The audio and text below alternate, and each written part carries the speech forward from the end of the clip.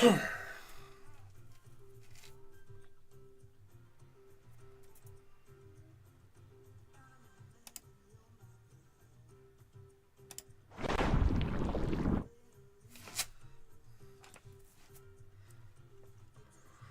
right.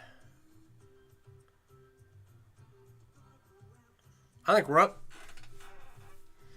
We got music. Like, apparently it's been a big deal. Trying to get music on this stream. All right. We got comment sections, and I can see.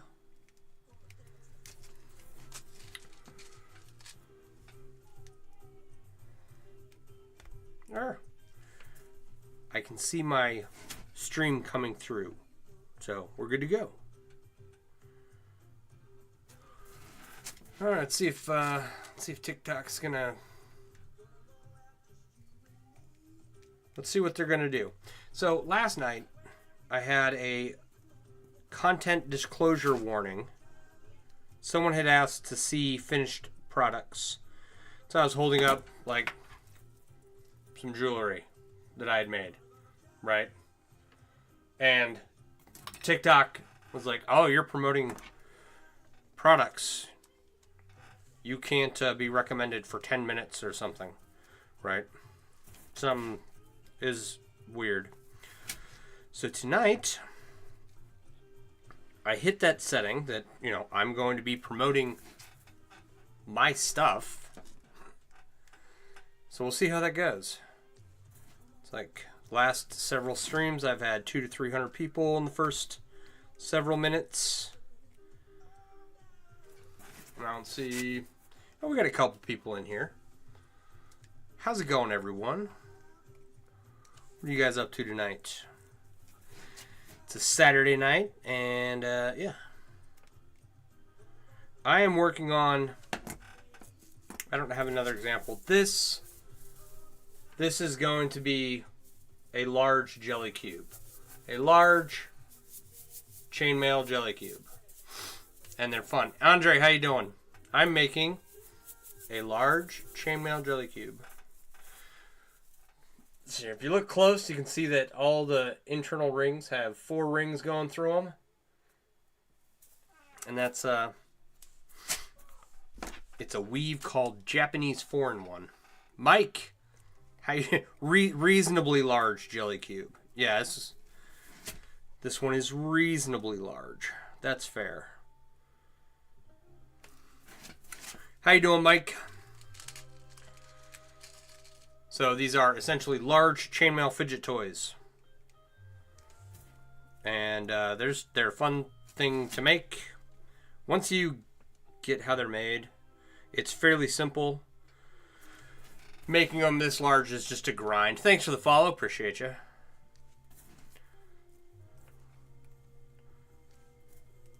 And I had one. It was a little over 20,000 rings. And this one, I think I have enough rings to do 18,000.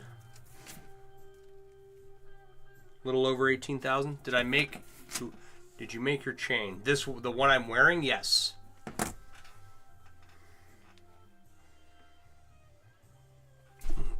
Ow. Fucking big ass block of boat anchor.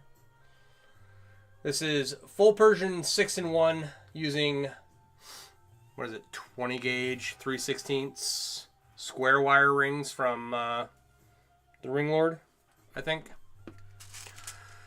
Another weekend almost over. Your grind to finish layer 5 is almost done. They need to wait on more rings again. Oh no. You're already on layer 5. So does that put you at 75,000 rings? For anyone wondering, I'm live on multiple platforms. I got TikTok on my phone over here, and I got YouTube, X, Twitch, and Facebook on my computer. So I'm running 2 comment sections and trying to keep up as best I can. So, you've never seen chainmail? Well, we make a lot of it here. I just got done with this giant boat anchor of a cube. It's 30 pounds. It's about 41,000 some odd rings.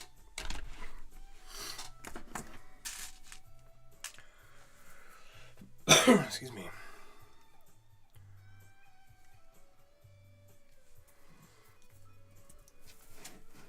Yeah, one tenth. It would be 1/10 of your large cube will be 75,000 rings.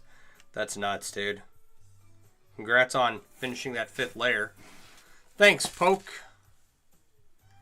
How you doing tonight? Yeah, I've got... This is my first chainmail sculpture that I've done. I want to do a total of like 10 to 15. And then take all of them to a metal art gallery somewhere and have an exhibition.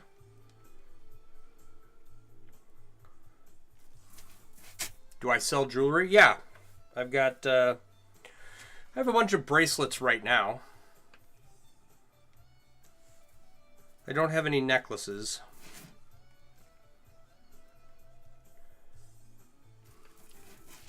Do I make chain armor? I have. Let's see here. I've done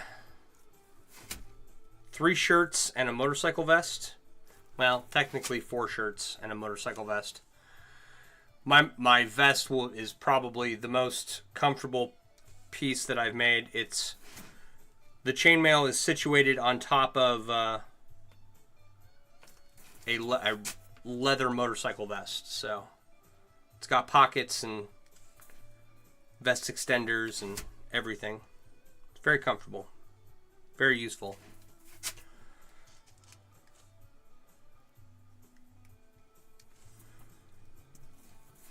And it's across the room if anyone wants to see it. So, but yeah, I make all kinds of stuff with chainmail. So I started out as a young lad, and when I wanted to grow up, I wanted to make my own swords. And that never ended up happening because I got caught up making chainmail and just stuck with this for the last 28 years. You want to see the vest? Let me grab it for you.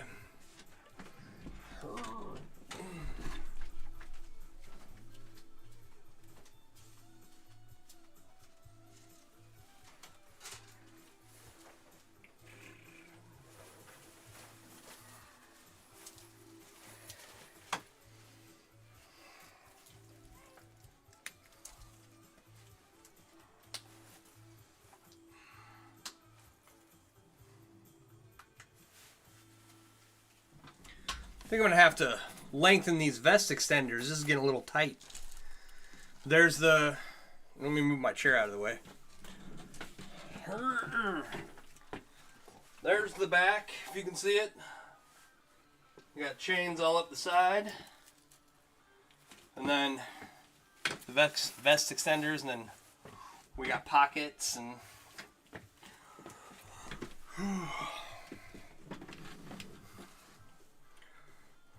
How much for a vest and arm guards? I have no idea. Mike, I have never made one of those. Mike said, please don't ask to see his mailed banana hammock. I have never made one. I've had multiple requests.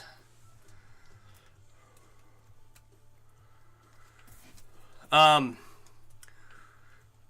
if you're really interested, I might be able to hook you up with someone in your area.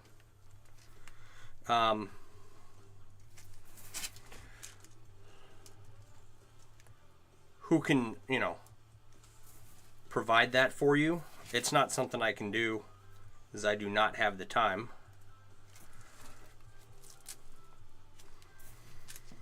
But the one I'm wearing would be very expensive.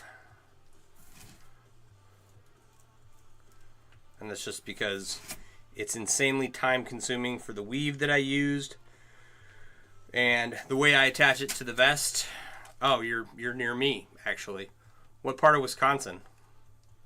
I'm in the southeast. I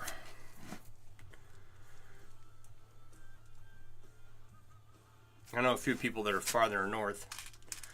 To make a vest for someone, right, I used way more material to make this vest as far as the chainmail is concerned than I need to. I don't know where Marshfield is.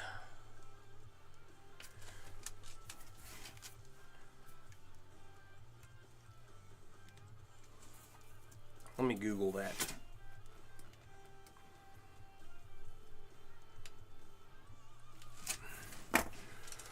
Where is Marshfield?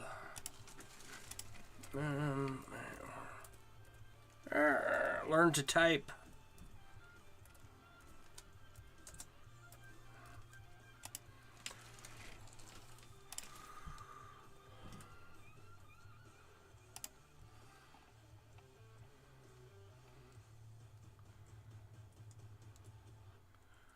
Well, that's quite a ways away from me. Okay.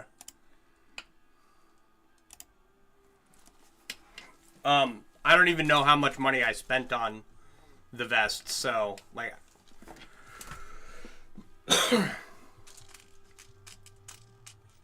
like just going off of material cost and how long it took me to make, I wouldn't make one for anything less than $5,000 to start. But I'd really have to take a look at the cost materials and everything, and I'm sure that would come down once I looked at it. The longest part of putting this vest together was getting the chainmail attached to the leather, because there's leather braiding all the way around on every edge, right? So I don't know how well you can see it. You can kind of see it on that camera. Here, take a trip with me. Come here and give me a hug. There's leather cord braiding all the way around, connecting the chainmail to the leather underneath, and it's a regular Harley vest.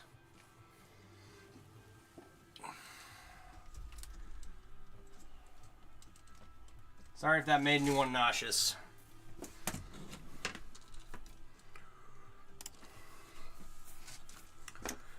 So, like, making the chainmail was one thing. That was a lot of work. But I just did the saddlebags on my Road King, covered the tops in chainmail, and I was able to make the chainmail fairly quickly, and then the lacing everything, doing the leather braiding to attach the chainmail to the top of the saddlebags took me just way too long. Thanks for the follow. Appreciate you. Excuse me. So, and it's big projects like that. I'm sure I could get the cost down, but like I'm not set up to do commissions right now. I'm trying to use up the rings I have in my basement and finish old projects, and then once I'm done with that, I'll take more commissions. If someone asks me for something, like someone asked me to make a sling for them the other day, and this isn't like a finished product or anything, okay? For like David and Goliath style sling. And I gotta adjust this because I'm gonna separate these two sections. But I have these rings on hand, and I can kind of play with this idea. So I was like, yeah, sure, I'll try and make a sling for you, see what I can come up with. If I have the material on hand to do something, then, and the time, then yeah, I'll make something for someone. And I want to get to a point where I can do that. But finishing up all this stuff here, I've been at it since October of last year and still going. I've gotten 3 large projects done. I have a giant inlay. It's like 24 by 32 inches. And that took me, like 19 years or something. Because I didn't do any prep work on it. I just thought I could freehand it, and it took forever. But this past year, I was able to finish that, grind it out. I got that done. I got my saddlebags done, which is the first chainmail I've added to my Road King. And then I got this cube done, this cube sculpture here. So between those 3 things, it's, probably 70,000 rings. And much of that was like already put together, so 70,000 rings total. This is 41,000 here. And then a bunch of smaller stuff. So, I am making progress. It's just slow. What's worth the piece you spent 19 years on? What is it worth? I mean, to me, it's worth a lot because I put a lot of time and effort into it. It was originally a piece for a bar down in Alexandria, Louisiana called Finnegan's Wake. And I was stationed in Fort Polk about an hour away. When I got to Fort Polk, I was immediately deployed to Iraq a month later. 2 months later, something like that.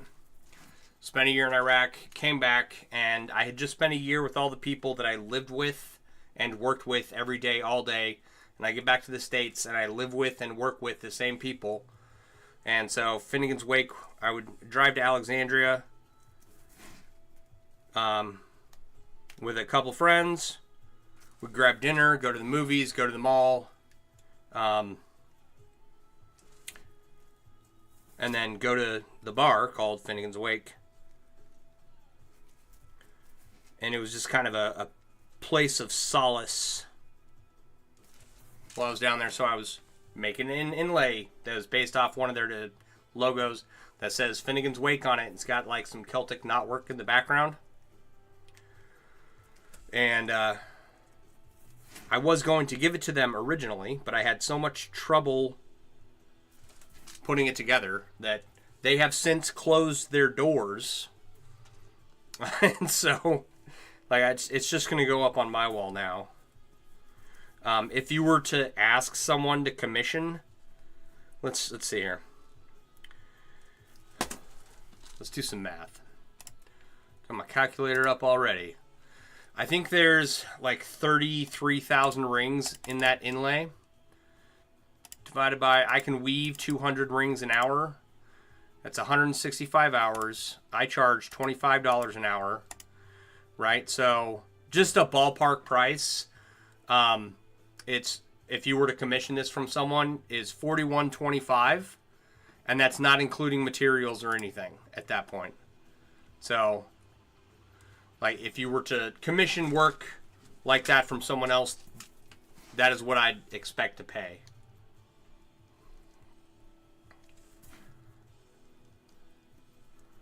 So, but since it's just a personal project, it's not worth anything to anyone else.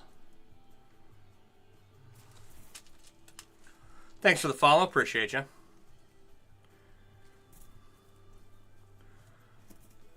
Let's see here. Should I do like, you know how people wear their get-up? My helmet's upstairs, but I have some steampunk goggles I can put on. No! I just made a huge mess.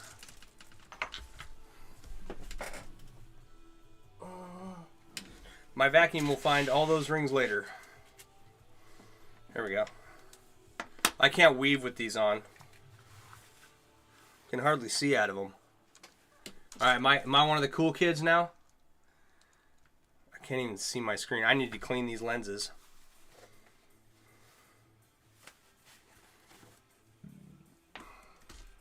do this. I've seen people do this before.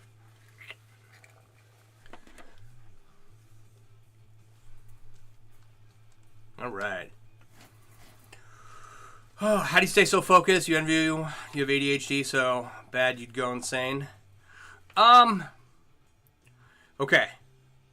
I know a lot of people who have ADHD who make chainmail. I'm not one of them, but on the TikTok platform alone, there's at least 2 individuals who said that they picked up the hobby from watching me and it was very beneficial to them. Right? Like they were able to make stuff.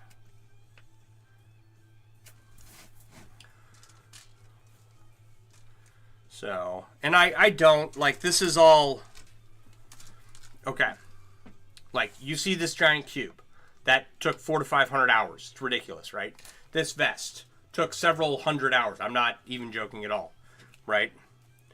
And you see that and you think, oh, you know, this guy's, he does this really quick and, you know, it's amazing. He's done so much. And this has, like, I did this fairly quickly. I did this in like 3 months this year, right? This took like 3 years to finish. And like I said, the Finnegan's Wake inlay took like 19 years. Most of that, it was just sitting there. Need some chainmail high vis? Yeah. Heck yeah. Some like glow-in-the-dark neon anodized aluminum rings for high vis vests.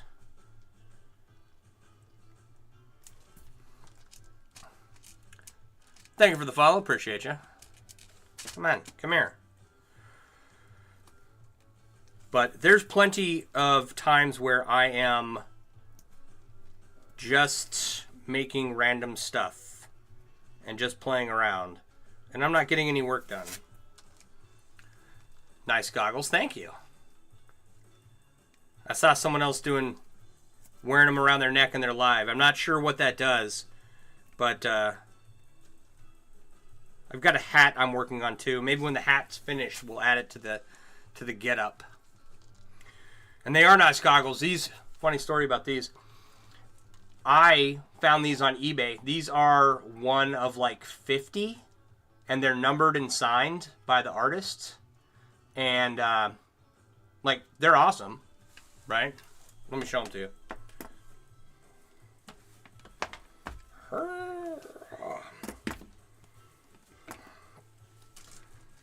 I need my glasses.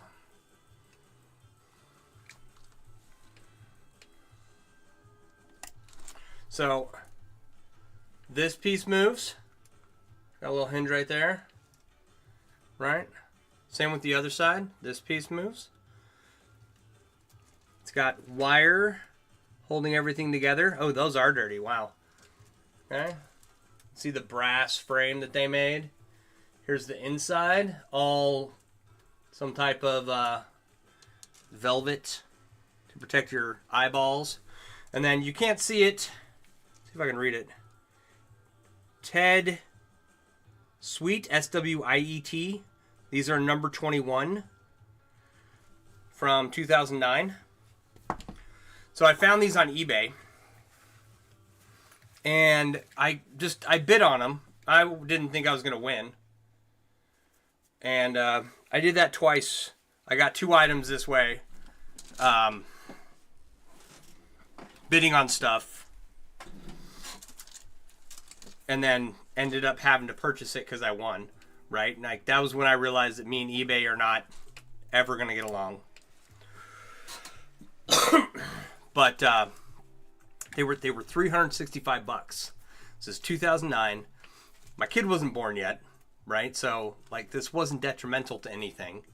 But all of a sudden, I had won an eBay auction for $365. I was like, oh crap, I have to explain this now to my wife, and I don't think she's going to be as happy as I am about it, so oops.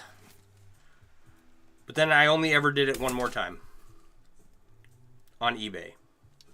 I've spent money plenty of times that my wife wasn't happy about. Holy shnikes, yeah.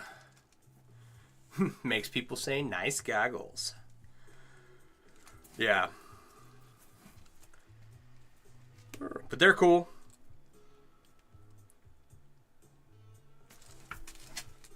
Like, I'm glad I have them. It's one of those things where I'm glad I ended up winning that auction, right? Because I would never find these again. Like I said, I think there were, if I remember right, there was only 50. There might have only been 25. And I don't know if the guy is still making custom eyewear. Ted Sweet, SWEIT or something. But, you know, I have this random piece of art that's functional. And it's one of those pieces that if I hadn't won, I would, or if I hadn't bid on it, I would think about it a lot. And be like, man, I missed out on that, right? And I'll tell you another example of when this happened to me. One of the years when I went to the Texas Renaissance Festival, there was a guy selling horns. Like drinking horns and horns that you blow into and they make sound, right? And he had like the largest horn I'd ever seen, and it could hit 4 notes, right? And I've never seen any other vendor have anything even close to that, right? And he wanted $400 for it. And I tried to like talk him into getting me a plain horn with the 4 notes, because I didn't want what decorations he had on there, because I was going to take them off and add some chainmail and leather work of my own. But he wasn't having it. And finally, like, I had the money, but I didn't buy it. And I think about that horn a lot, because it was, like, very one of a kind. What am I wearing? I'm wearing my vest and my goggles that people wanted to see. This is my stuff. Thanks for the follow. Appreciate you. I've definitely done things just like that. Yeah. Your goggles? Okay.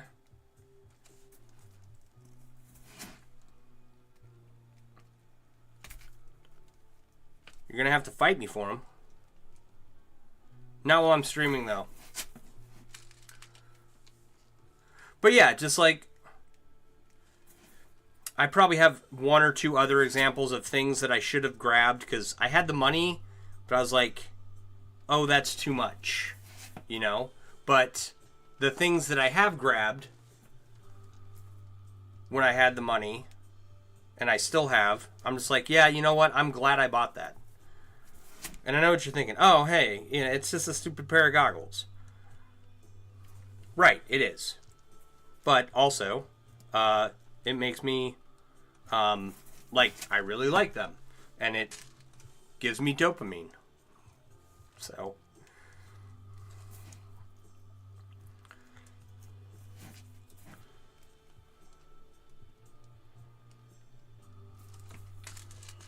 All right.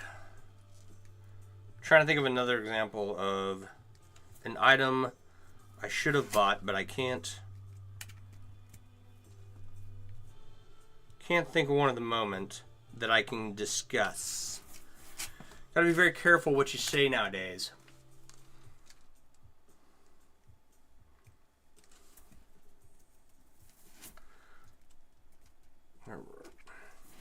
Come on.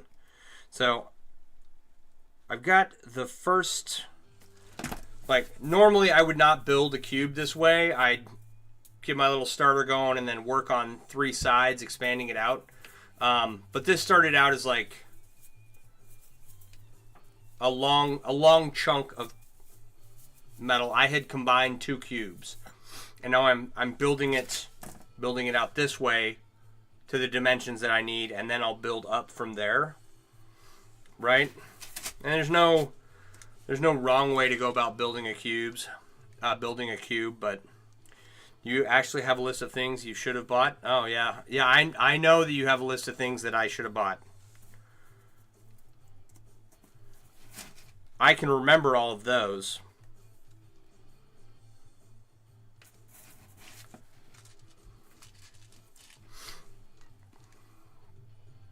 Anyway.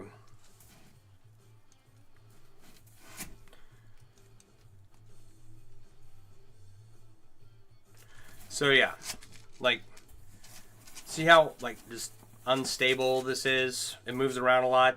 Kind of makes it easier, but at the same time, it's kind of unstable. Oh no. Oh, excuse me.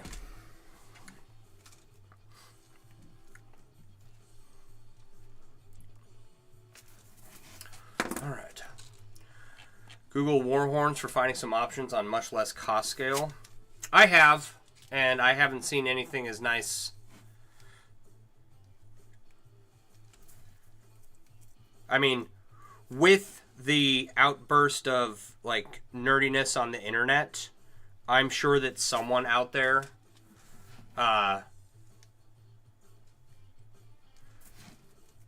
has those particular style of horns available now, and it has been quite a while since I've looked, but she wants a backsplash. She wants shelving around the fireplace.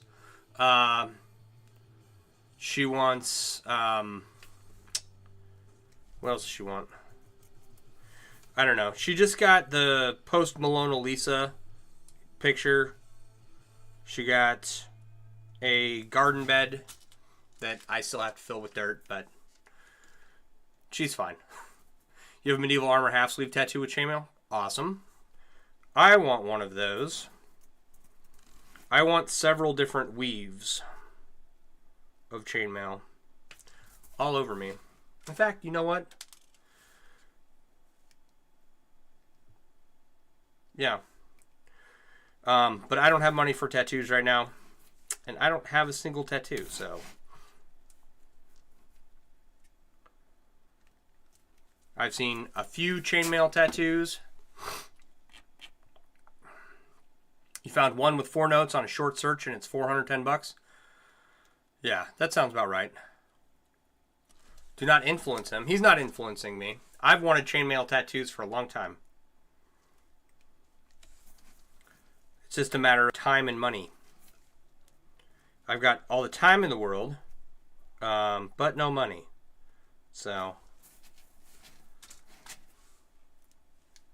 hence why I'm making this cube. This cube, well, my vacuum will find that ring. Oh, what's going on with the music here? Are we just not working? Is that what's going on? Maybe it'll come back. Find a tattoo artist to trade the cube for ink work. Mine has the Chai Rose symbol of Constantine on the metal armor plate. Nice. Speaking of Constantine, how do we feel about the second Constantine coming out? Anyone? Anyone have thoughts on that? I watched the first one a long time ago, and I never, like, it's based off a graphic novel, right? So I've never read that. I'm not against tattoos at all. He's way too picky to get one, actually. No, I have a pretty good idea of what I want. It's just finding a tattoo artist, and then, like, the pickiness is not in the tattoo that I want. The pickiness is in finding a tattoo artist that I trust to try and do it. And I think that that holds up a lot of people from getting tattoos. Right?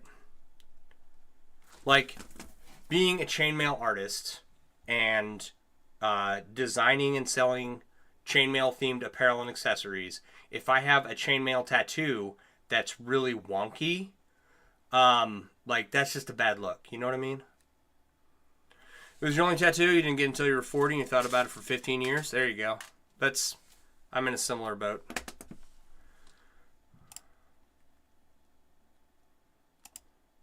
Come on, Pretzel Rock.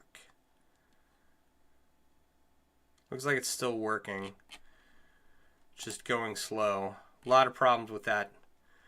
So I'm running Streamlabs over here. That's where you hear the music from. And inside there is an app called Pretzel Rocks that I subscribe to that costs me money. And I'm not a fan. I'm not going to lie. Half the time it's playing the same song over and over and over. You can go in and dislike the songs, and it'll still play them.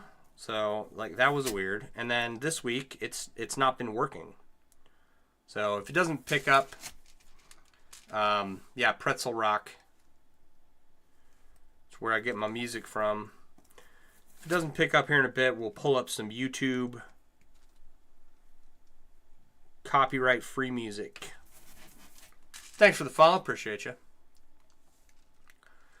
So, because I'm fine with sitting here and talking to a camera. It's the ringing in my ear when there's, silence that drives me up a wall. Thanks, Army.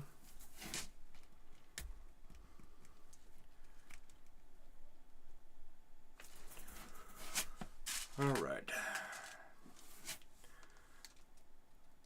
I think that if I take the designs I use for my clothing and I take it to a tattoo artist and they print off a stencil, I think I will probably be okay with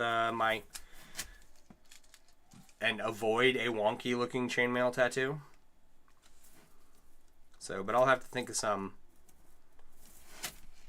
I've got I have a concept of what I want to do. You watch a lot of lives and no one worries about music? Well, like I said, I'm not worried about the music. I'm worried about the ringing in my ear.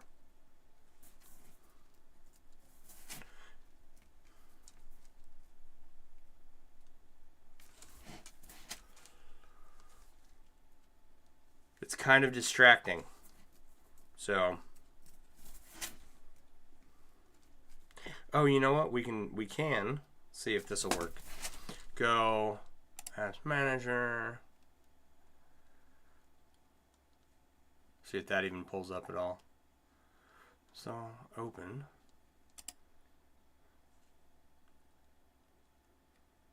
Yeah, we'll see. See if that pulls up.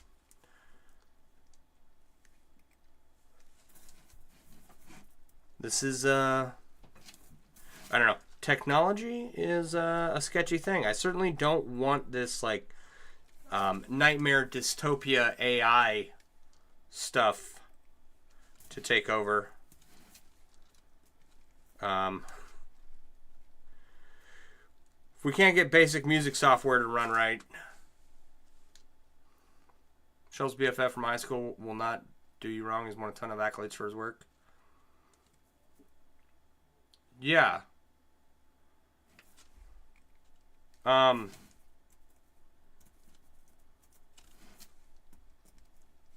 He's in Fox Lake, right? So I never made it down there to look at his work or anything.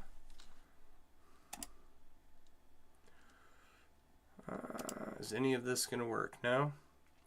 Austin, how you doing?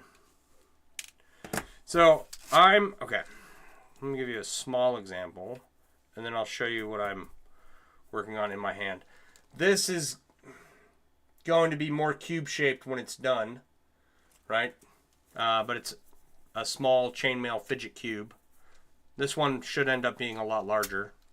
Here's a brass and stainless one that is actually a commission. And this will be more cube-shaped, and this is wildly not cube-shaped, hence why I pulled up the other two. But it's a chainmail fidget toy, essentially. There's the music. Come on. And we'll just have to see if it comes back. No drop frames. Signal's fine. Okay. So yeah, there is close-up of that. And it'll be a cube, and I'm just filling out the dimension this way, and then I'll build up from here. So, and it'll look like a smaller version of this cube over here to my right.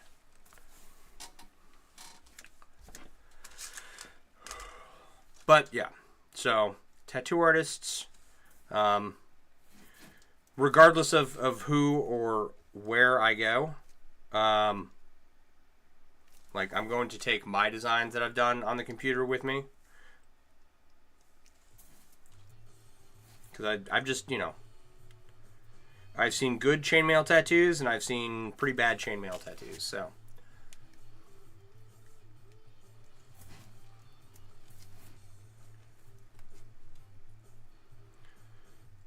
And eventually I will have the time and the money to sit down and go get a tattoo. And I will come on here and I will show it off.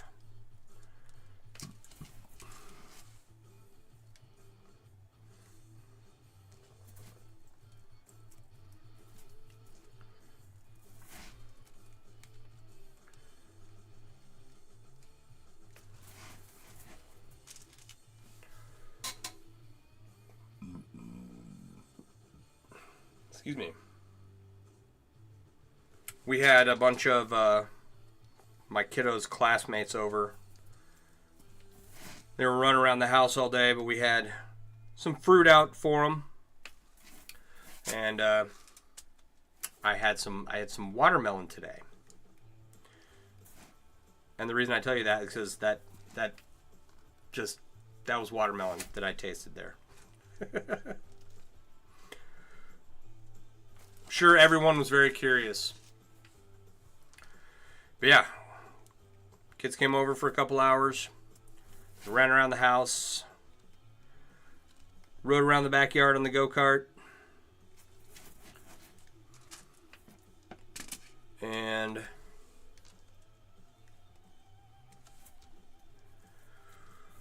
they played laser tag, and they went downstairs and they worked out on the home gym, and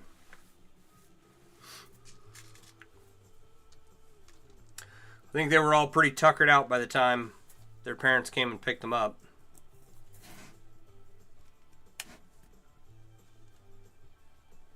So, I think it was a successful day. Rozilla, how you doing? Armor, where I'm making a cube. A chainmail jelly cube. And it's not very cube shaped right now, but you know, it's very jelly. I don't mean to wave my dongle at you, but it's, you know. Thought you were making armor? I mean, I can and have. But this is just it's a fidget toy. It's a fun thing to make, and people enjoy them. This one's, as I was informed earlier, this one is only moderately large.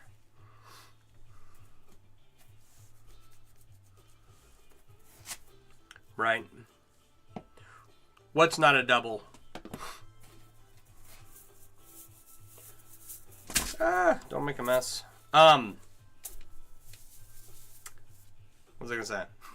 So, the moderator over at the large group Chainmail, 2 words, MAILLE, over on Facebook, is doing a 750,000 ring cube, and his dwarfs mine. He's a tenth of the way so far. It's going to weigh something like 200 pounds. So, he informed me, because he's making an insanely large cube. It's going to be larger than this one here. Right? This is a sculptural piece. It doesn't have any jelly to it. It's rigid. It's solid. But his is more like this, and it's going to be ridiculously large.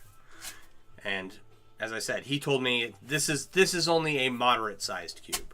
Most people don't make cubes larger than this. And I realize that this isn't cube shaped, but it will be.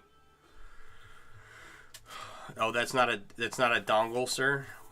I know it's not a dongle. I just wanted to use the word dongle.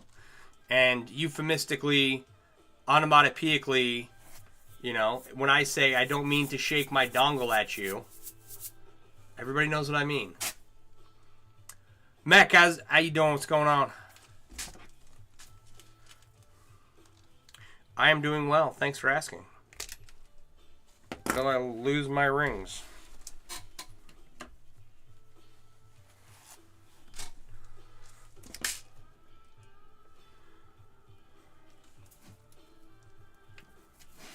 So, I'm just working on a moderately sized cube, and when I'm done with this, I'll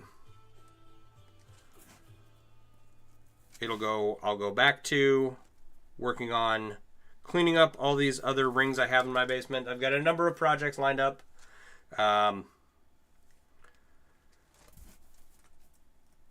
From belts to guitar straps. I've got to wrap my motorcycle toolkit in chainmail, and I've got to do the leather and chainmail motorcycle gas tank bib. But I don't have to start those until later this year. So, Amanda, how you doing? You never got past the Discord entry, you don't know why? Huh. Many folks find it hard to weave a full shirt worth of rings into a fidget toy. Yeah, that's a thing too. It's like, it takes a lot of rings to make these cubes. And, you know, with 20,000 rings in a cube, you could have made a shirt out of it. I'm sorry to hear that, Amanda. I don't know what's going on there. Doing good. Went on a spooky day with your wife. It was a good day. Right on. Right on. Yeah, I've checked everything on the back end of the Discord and talked with the admin over there, and they say everything's working fine. So, my mini apologies. Dongles are the millennial version of a floppy disk. I don't understand the generational divide, really.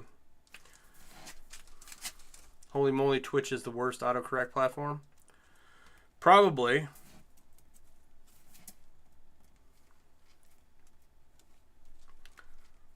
I'd buy that for $2.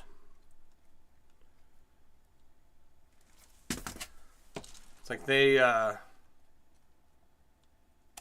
kind of like a self-flagellation thing going on over there. This music's not going to stay up. It's going to do this all night. It's okay, you're patient. We'll figure it out. Right on. Most stores already have Christmas out. Ugh. It's like the TikToks. Some guy's down in his basement and he's reaching for the Halloween costumes, and you hear, hi, right?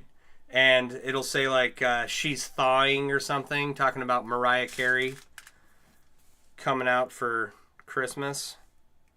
Yeah.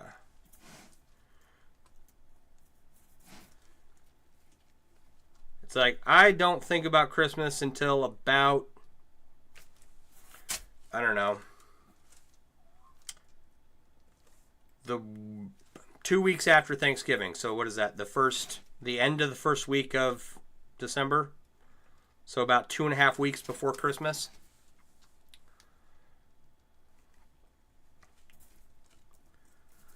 Like, I've already had people start sending me stuff to get them for Christmas. Won't name any names.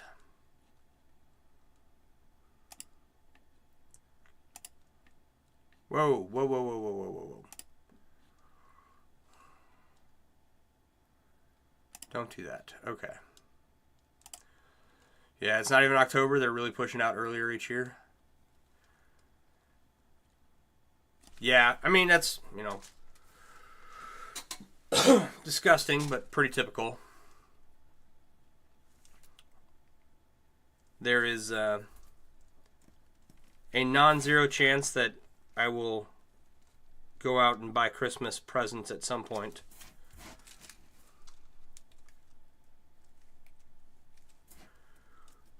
Before, Thanksgiving, but, most of the time I don't spend a lot of time planning. Thank you for the heart, babe. Appreciate you.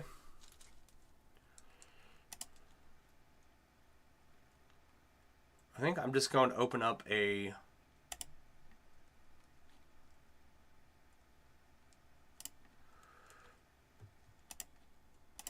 Oh, let's do this. 1-2-com. Okay.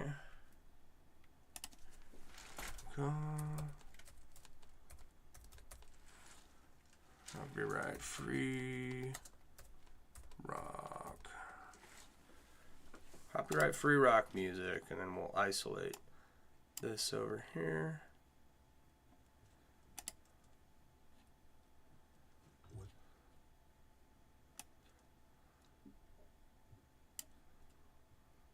And move it up into the corner so I can kind of see what's going on still.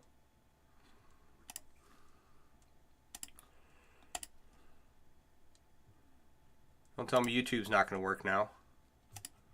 There we go. All right.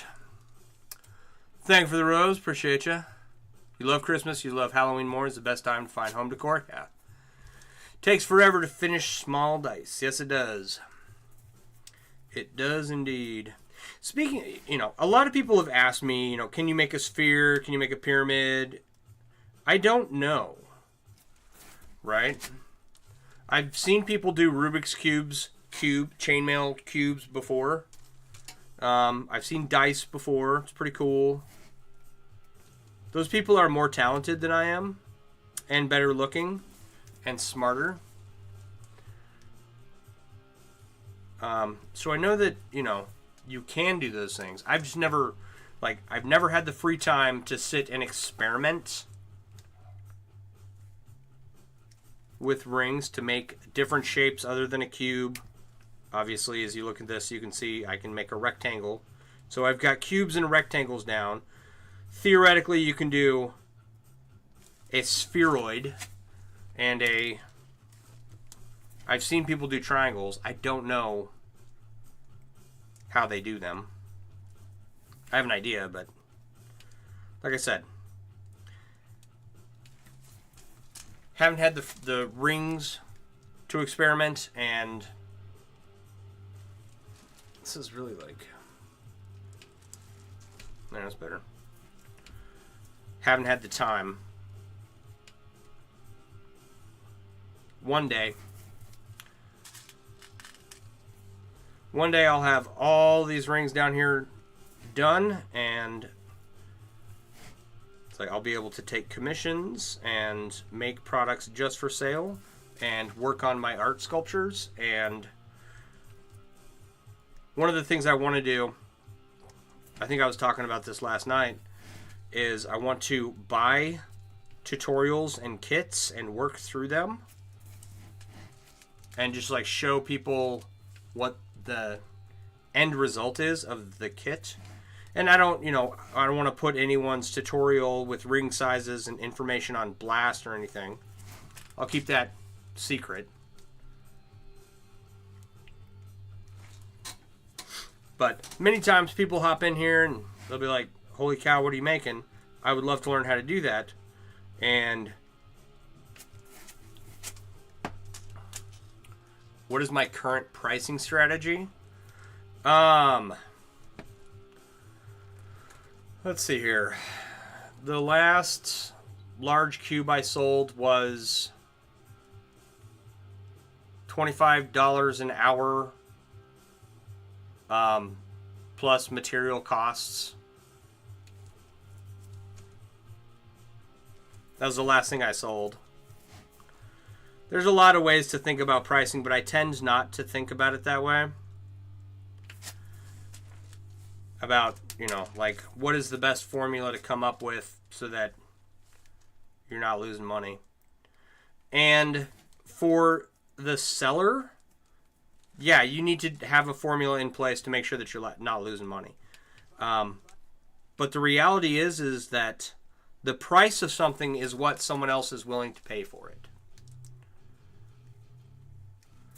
So if you have stuff for sale and it doesn't sell at the price you have it set at, you need to either raise or lower your price. Because the price you have it set at is either perceived as too low and the people think they're buying junk, or it's too high and the people think you're overcharging. That's how consumers think about stuff. Obviously, you can't go so low in price that you lose money on something. But if that's the case and you have to like wholesale an item out, you know, you just don't make that item again. You find something else to make. Unless you're me. I just make the same thing over and over and over again, and you know, sometimes they sell, I guess. But my current pricing strategy is it's hourly wage times number of hours worked plus material cost times 2. Right? Is how I would say I came up with the price for most of the stuff that I have.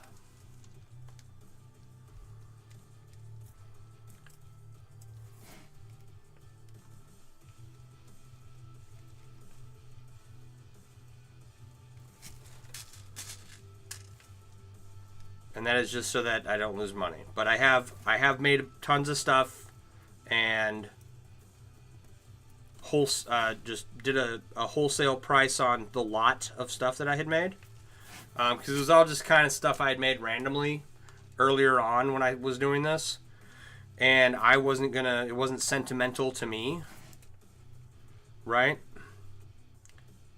Like, I've got 2 coffee cups over there. One was with me in Iraq, and the other one has my favorite chainmail wrap that I've done. And I'll never sell those. That's a lie. I would, but, you know, it'd be pricey. Everything's for sale for the right price, almost.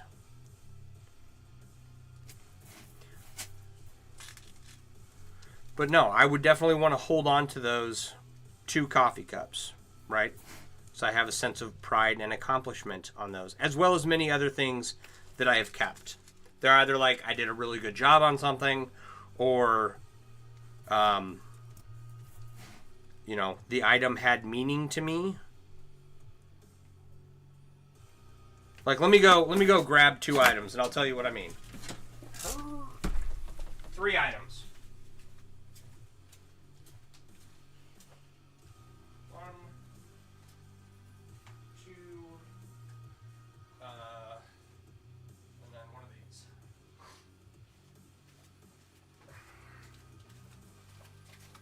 I guess I could have just used my vest, right?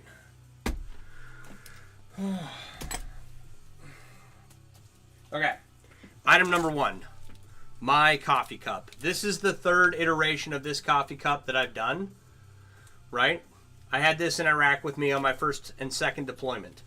It didn't always look like this. For a long time, it looked very different, right? But this was the final wrap I did on it, and I don't plan on ever getting rid of it. And you're like, but bro, it's just a regular Stanley coffee cup. So, yeah, but, you know, it was with me at a very significant time in my life, right? This piece here, right? I've had this. I bought this originally at a fair. Hey, Magenta RV, how you doing? In Boise, Idaho, 25 years ago, 24 years ago, and here's the back. It came with this cheap glued-on faux leather wrap, and this, it says swamp water on it. I was like, oh, that's cool, oh yeah. And I made the chain to hold the cap on.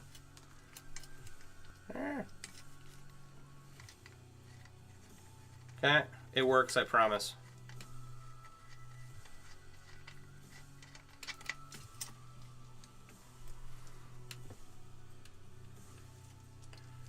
For anyone watching over here. There's the back, and there's the front, and it's like I carried this around with me. Once that faux leather started coming off, I was like, oh, I'm gonna wrap this in chainmail or something. And then eventually I came across a leather chainmail stamp, and I stamped a bunch of chainmail into it, and then I re-glued this scroll that says Swamp Water on it onto here, and it's like, I've had this for 24 years, right? I'll never get rid of it. This wine bottle wrapped in chainmail, it's very cool, right? Look at the bottom there. That's awesome, right? Focus. All right.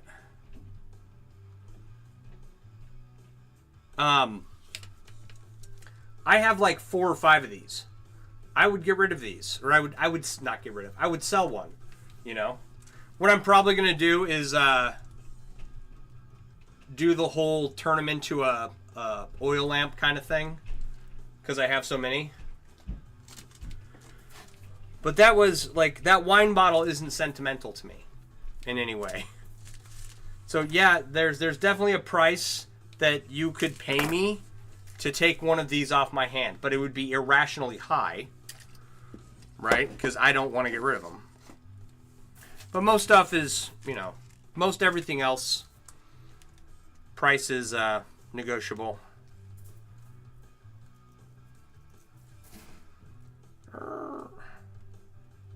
I think that's just how humans work.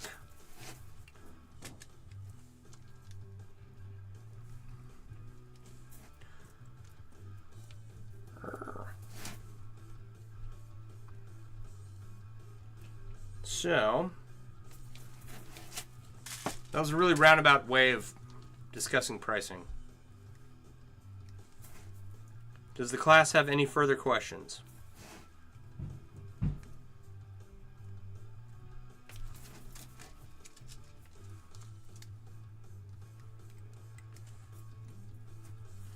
Are we going to finish a second layer tonight? I think I'm at layer 10. Working on layer 10 right now. 1, 2, 3, 4, 5, 6, 7, 9. 2, 3, 4, 5, 6, 7, 8, 9, 10. Working on layer 11 right now. Okay, cool. I didn't know I was that far along. So I've got, okay. There's 15 rows on, you know, height, length, width, right?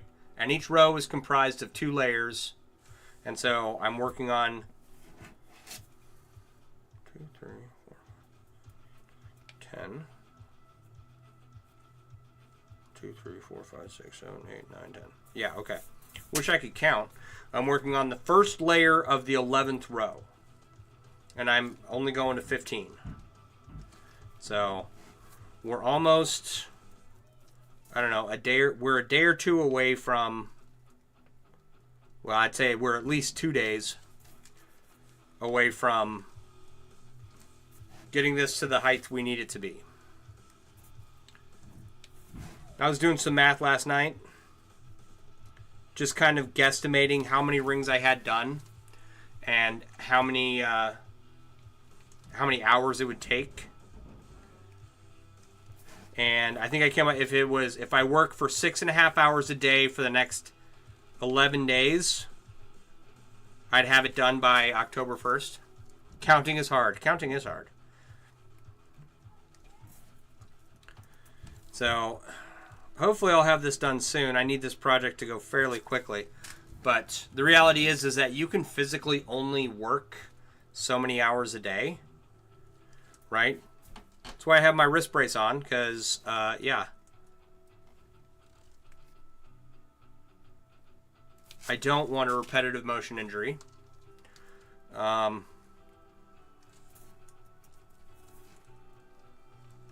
want to keep my, you know, I want to keep my hand in a fixed position while I weave. Excuse me. So,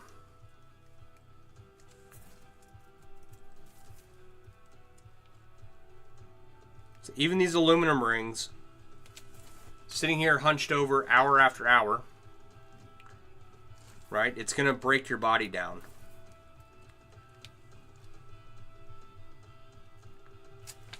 Justin, how you doing? I'm working on another moderately large chainmail cube.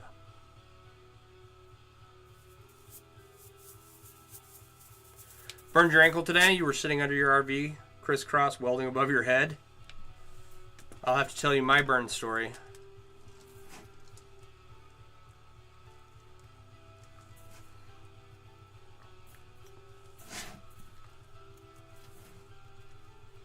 Sounds like a recipe for getting burned for sure.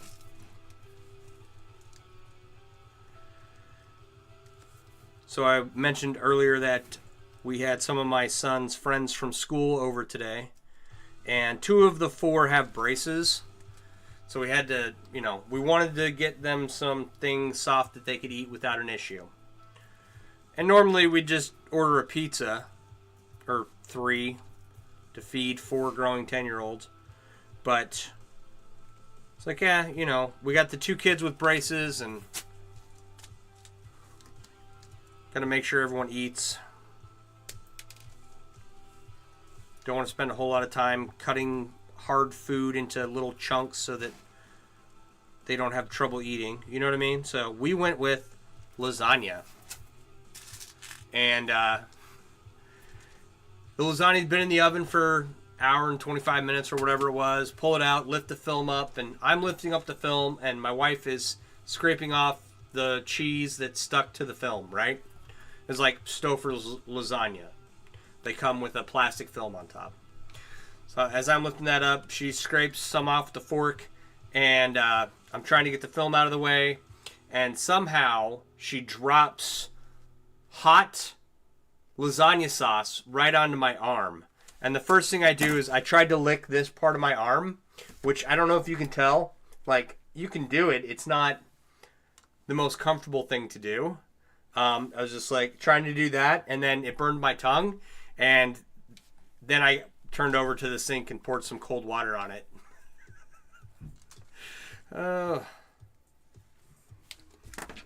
So that was my burn story of the day.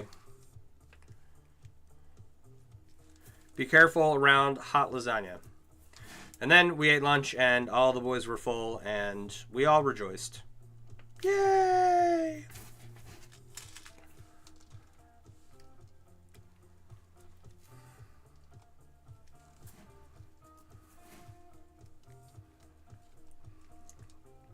How's that? And there was much rejoicing. Yeah, so after that, the boys played some laser tag. And then they were all sitting upstairs playing video games or something. And that was a good time. I think it was a good day. They all had fun.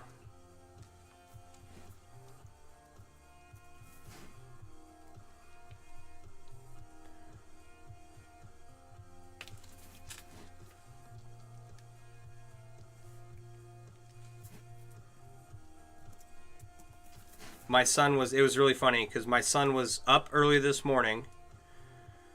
I got up at 7 o'clock. My son was up around the same time. And he had been told that the house needed to be cleaned before his friends could come over. And so, like, right when I woke up, like, I'm still groggy, haven't had any coffee yet. I'm, like, trying to get the dog outside and everything. He's like, "You ready to clean the house?" I'm like, "No. Not at all." So about 2 hours later, about 9 o'clock, we started cleaning, and he's 10. He helps clean the house. Still a lot of following up after him. But we got it clean enough. It's like, it doesn't have to be spotless for 3 other 10-year-olds to come over. It's like they're gonna run around and touch everything and get their stinky feet all over everything anyway.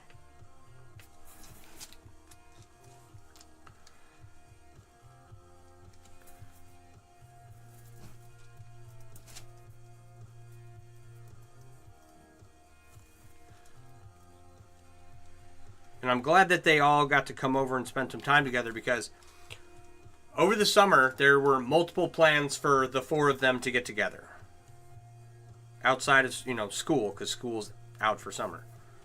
And like, we don't have a problem with his friends coming over, but there was no like communication between the parents. It was like the kids would make plans, and then like the day before we'd be like, oh yeah, my friends are coming over tomorrow. I'm like, no, they're not. Unstable connection. Let me know if I'm like glitching out on you guys.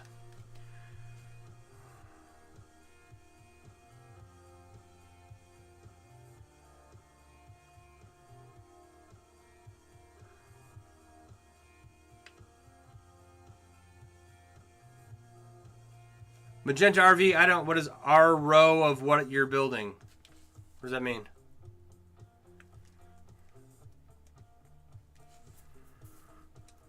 I feel like we missed something in there. We're missing part of that sentence. Anyway.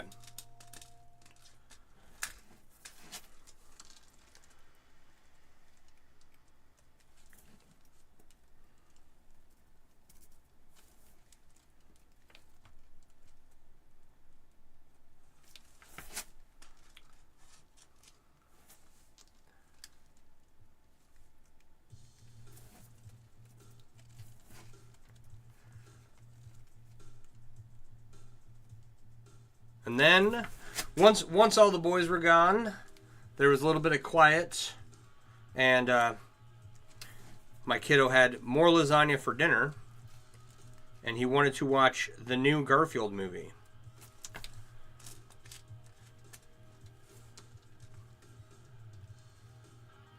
Looks like the second half of your first sentence and first half of the second disappeared. Oh, okay.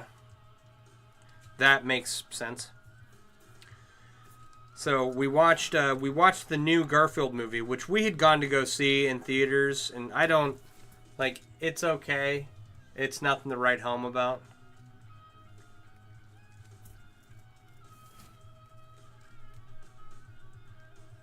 He's on a kick. He wants to watch movies, but he likes the same movies over and over again. Like, we've seen Sonic 1 and 2 several times now. The Super Mario Brothers several times, which I like those movies. I thought they were very well done, but there's a lot of movies he's never seen. He watched Uncle Buck for the first time, like all the way through recently, and then he proceeded to watch it 4 or 5 more times. So I've got to introduce him to some more movies. Some more of good 80s movies like E.T. and The Explorers and Neverending Story and The Last Unicorn and Captain Nemo. I don't know what else.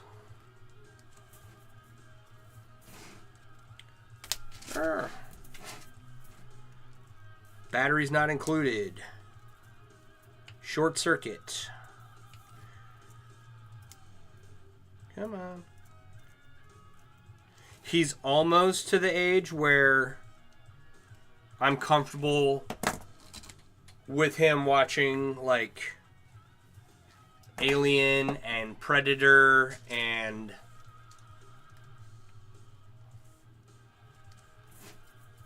other movies that were R-rated that my dad showed me when I was much too young, growing up at that time. Terminator.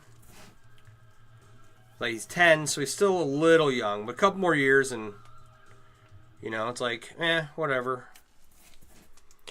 I can only be a good parent. I'll never be the best parent.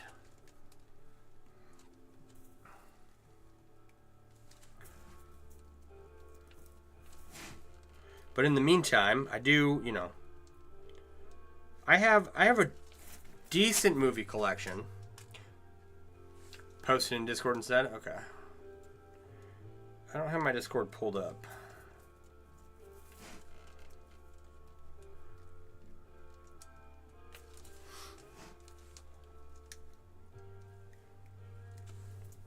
Is this...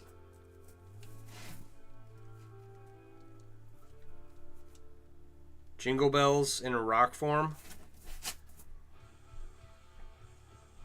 Jingle all the way. It is. Can you guys hear this music?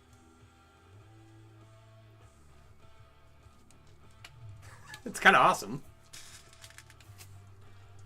Let's see here.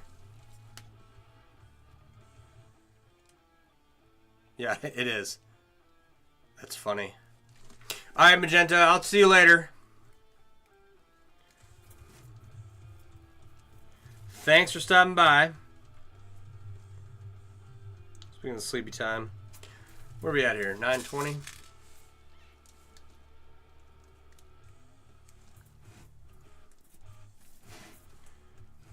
We're doing good.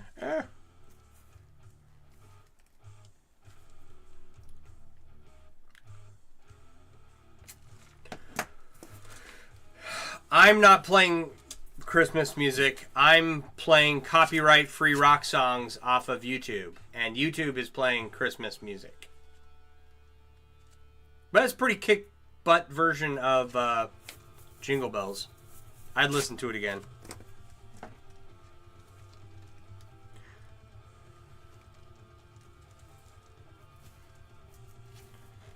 My favorite Christmas song is The Night Santa Went Crazy by Weird Al Yankovic. Which, if you've never heard it, you should go listen to it. It's hilarious. I was a very sheltered child, and Weird Al was the first CD I owned was a Weird Al CD. Now, for you kids out there, CDs are these things that we had back in the 90s and early aughts, and they were these discs that you would put into a CD player in your car, and you could listen to the music on them.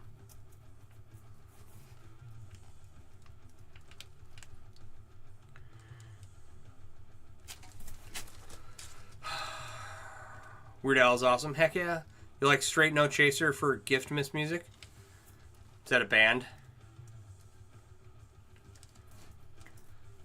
How you doing, Sarah? Your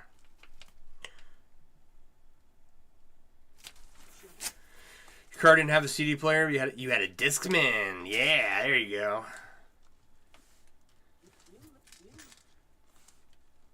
Good evening, sir. Tell them what a rotary phone is. Yeah, so a rotary phone.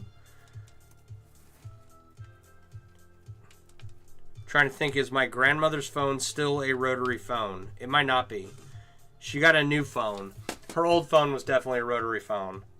But the numbers are in a circle, and there's a plate over the numbers, and there are holes in the plate right over the number. So you can see the number, and if you got to dial 1-800, you put your finger in the 1 hole and rotate it all the way around, finger in the 8 hole and rotate it around, 00, right?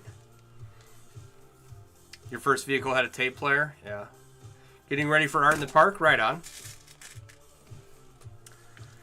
And it's what we used to call people on. Now, it's also mounted to the wall, so you couldn't leave your home with a rotary phone. You had to stay home to use it. And there was no caller ID, so you didn't know who was calling. You would just pick up the phone like a madman and answer it and say, hello.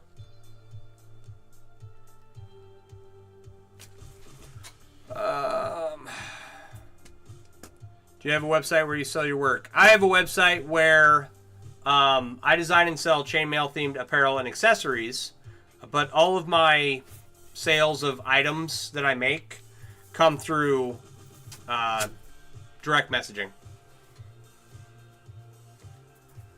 Also, phone will still work if the power went out. Right on. So my first vehicle, I'm trying to think here. I've told this. My first vehicle had neither a CD player or a tape player. All I had in there was a radio. It was a 1980 burnt orange Ford Fiesta, and if it had a tape player, it didn't work.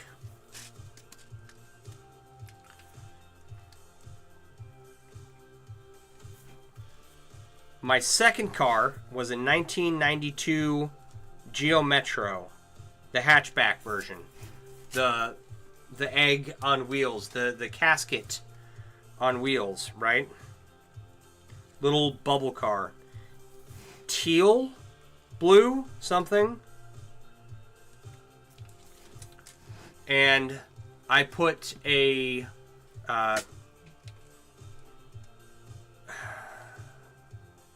trying to think of the brand of speaker. Kina something. Or the brand of CD player.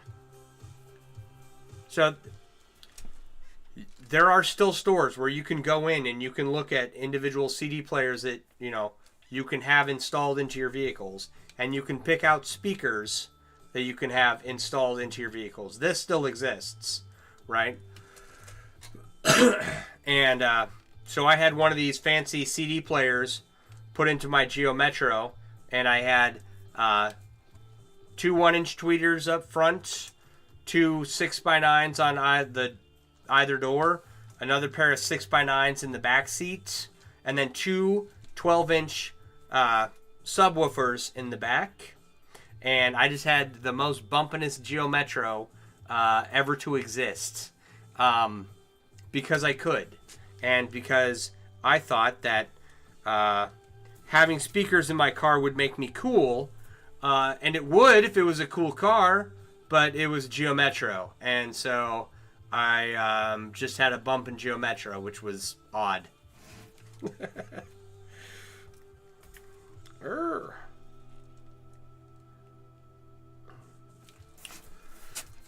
Think all the Metros were the same teal color? Yeah.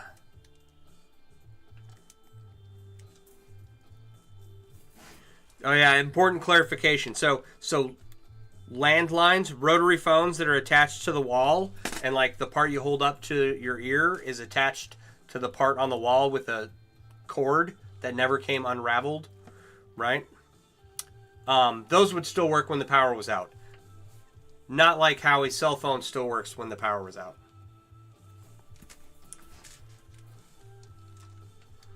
Yeah, you know, be careful what you put your money into, especially when you're young. Don't buy 12-inch subwoofers and put them into a Geo Metro. Lesson learned. Speaking of speakers, I think I can't tell if I have a speaker going out in my truck. I have an F-150 now, so big improvements since the Geo Metro. But I think I have a speaker going out, and I don't know if it's the radio station I'm listening to. I don't know if it's when I'm driving by the airport.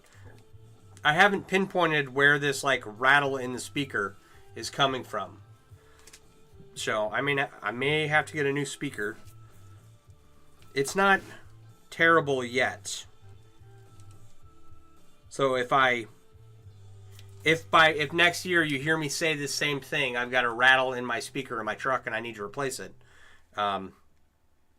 It probably hasn't gotten any worse. But like I said, it also could be the airport that I drive by every day, or it could be the channel that I'm listening to on the radio. I don't know. Do I have pockets in the doors of the F-150? Yeah. Like I have like little storage areas down there. Why? What does that mean?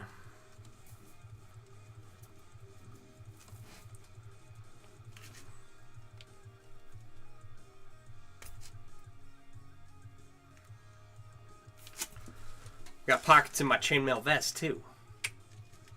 What's up? On your Mazda 3, you thought you had a speaker going out because of a rattle? Turns out it was just a rat.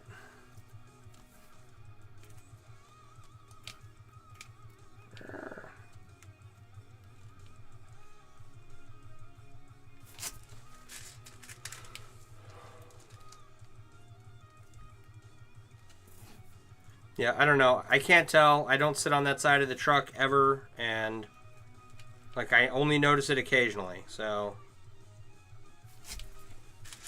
I don't know. I'm not a car audio expert by any stretch of the imagination. You would think I would be with having two 12-inch subwoofers in the hatchback of my Geo Metro, but I'm not.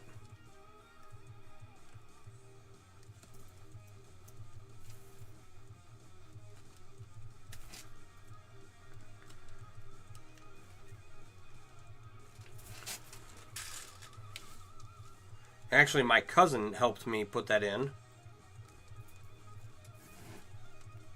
He was the car audio expert at the time.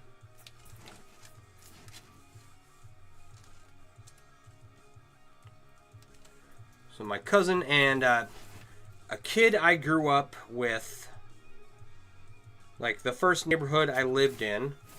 I started out in a house, right? And had a house. My initial family, parents got divorced. Family became a blended family, and we moved to a bigger house. And that was for a short period of time, and then it was multiple trailers after that until I left for the military.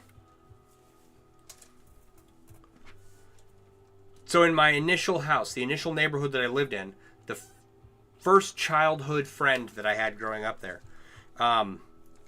his dad installs like sound systems and televisions and all kinds of other fancy stuff, lighting and whatnot in vehicles, like namely RVs. Boxer Dog 76, how you doing?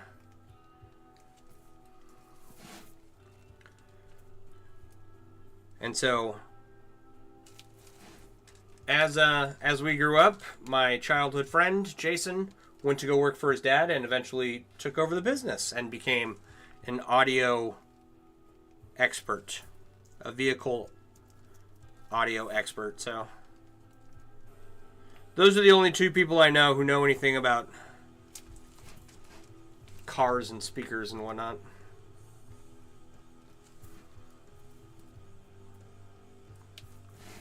Speaking of cars and working on cars and whatnot, I don't want to bring up politics too much, right? But there was a video put out earlier by Tim Walz, and in it he had an International Scout 2. Now, if you don't know what an International Scout is, it's like the original off-roading vehicle. You know, it was right around the same time as the original Bronco, you know. And it's like kind of like, let's see here. Jeep was World War II. So not that era. But like in the 60s, International used to make trucks, you know, small trucks. Now they just make big rigs and whatnot.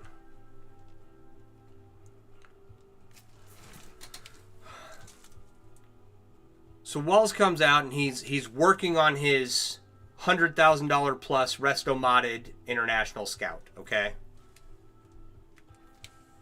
Oh man, it could go about 40 downhill with a tailwind. Yeah. And he's talking about having to have a manual to work on that particular vehicle, right? Okay, you don't need a manual to work on carbureted vehicles. Okay, as long as the electronics aren't insane, you can work on a car. It's not hard. All right, just go to YouTube, figure it out. And here's my point, right? The only manuals you can get for internationals anymore are copies of the original manuals. And all of the pictures are just like mostly blacked out because they're terrible copies. I know because I had one. Right? It's like you need a manual to work on this vehicle. You don't. But if you did get the manual's not going to help you on that particular vehicle. I just wanted to throw that out there.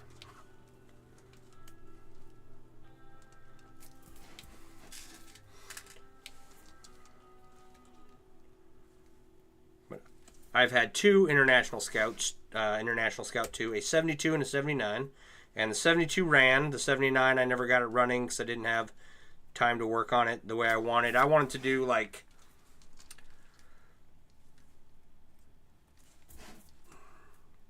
I don't know what I was thinking. I was young and stupid. I wanted to do like a bolt-off restoration. Right? But I don't have any sheet metal skill working.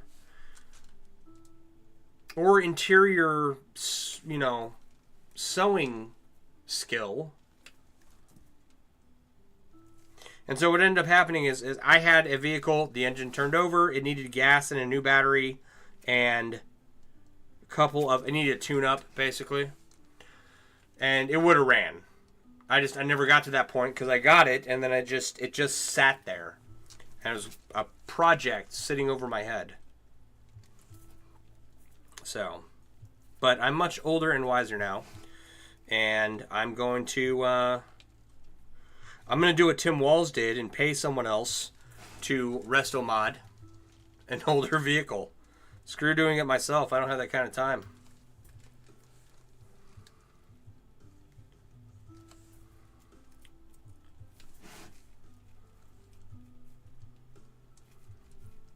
And I love Scouts, right? I've owned two. First one was a lot of fun. Second one, not so much. But like the whole era of SUVs, right? Scouts, Broncos, Chevy K5 Blazers, Bronco, the original, like, what year did they come out with those? The bigger Broncos, not the small, dinky Bronco 2s that flipped over on everyone. Those were very cool vehicles. The reason I like the Scout is because the roof comes off from the windshield back, right? Not like the Bronco. The Bronco, the roof comes off from the back of the front seats all the way to the back. But on the International, it comes from the windshield back. So you take the top off and you got this big boat you're driving. They're fun.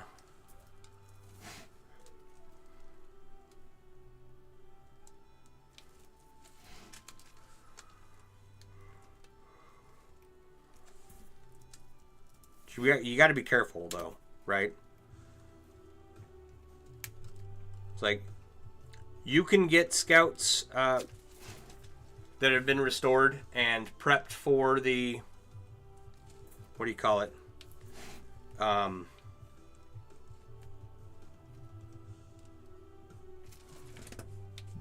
They're prepped so that where Scouts are originally prone to rust, they drill some holes and let the water drain out, instead of it sitting and rusting out the vehicle.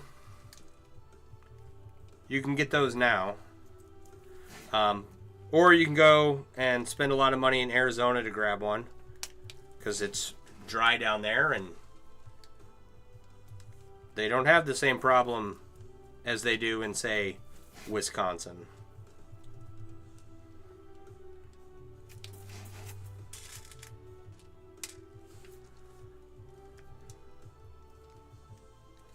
YouTube, I specifically requested copyright-free rock songs. What are we listening to?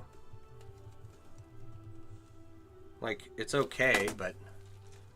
What is this?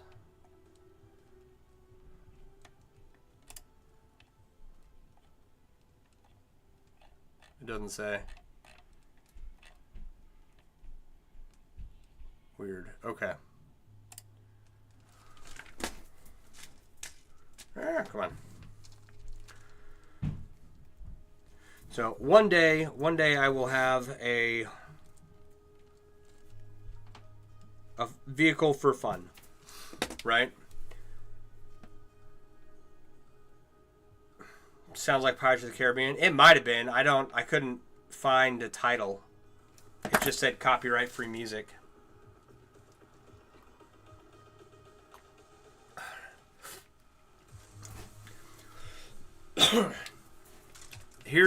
Here is the problem, right? Is that a Scout could only tow about 3,000 pounds. Okay? Bronco, back in the day, same thing. All right? Fast forward to 2024, when the new Broncos come out, 2023. Not the small Broncos that they came out with, but the full-size Broncos. I think that was last year, right? They're cool. They look good. I'd drive one, no problem. Guess what? They can only tow about 3,000 pounds. Okay? My F-150 can pull 9,000 pounds. And the reason I bring this up is, like, if I'm going to get a toy hauler that I can go trail riding in, I need to be able to pull more than 3,000 pounds. And since, 1964 to 2024, that's what, 60 years? You can't get me an engine that can tow more than 3,000 pounds in that period of time? Like, what is going on? I don't understand. Why are the new Broncos so underpowered? Okay? And I know you can get an engine upgrade slightly and a 10-speed transmission and whatnot, and that's all well and good. But if I want to go four-wheeling or go mudding, and I want to tow a trailer with some four-wheelers on it behind me for my kid, or I want to tow an RV, or tow a trailer to stay in and go camping somewhere, guess what? You can't do it with a Bronco. So you would have to get a truck. Well, my truck is probably good for a four-wheeler or two and a trailer to sleep in, right? 9,000 pounds is not a lot of weight. So if you really want to go all out, you're looking at an F-250 or more. That way you can tow. It's like you got your F-250, and then you got your trailer that you're going to sleep in, and then behind that, you're going to have to put your Bronco on a trailer behind the trailer you sleep in just to go out and have any fun. I don't know. I think they're ridiculously underpowered. All right. And I don't have a trailer to sleep in, and I don't have four-wheelers, and I don't have a Bronco or an F-250. This is all hypothetical. This is me literally just making up something to complain about, honestly. But I do think it's curious.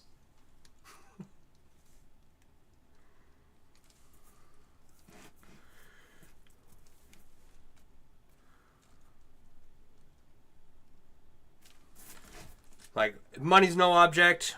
Yeah, I'd probably get a resto modded International Scout 2. Because I've had one before. Well, it wasn't resto modded. It was an old, crappy boat that the steering was a little sketchy on, and the speedometer didn't work. But it was fun.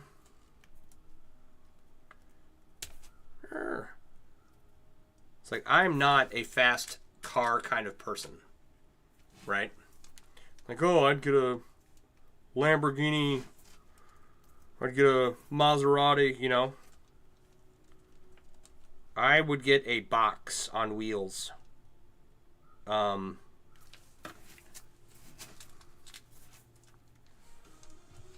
don't know why.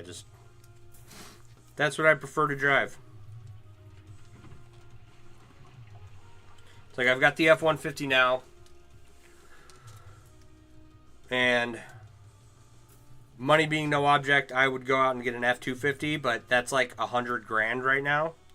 Actually, I think the cheapest you can get an F-250 for right now is 70 grand. But the Fed just dropped the interest rate 50 basis points, so I think we're going to see a lot of prices coming down over the next 500 days. Why do I think that? Because historically, that's typically what happens. We will see.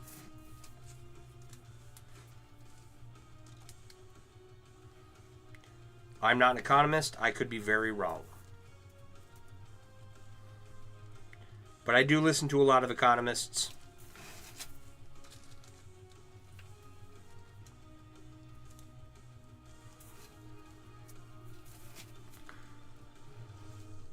Come on.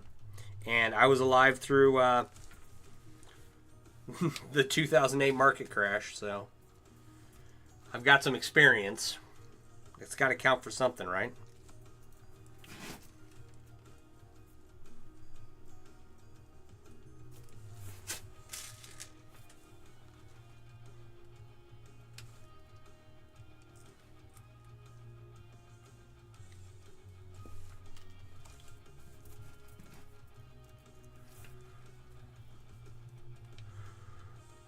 Where are we at here?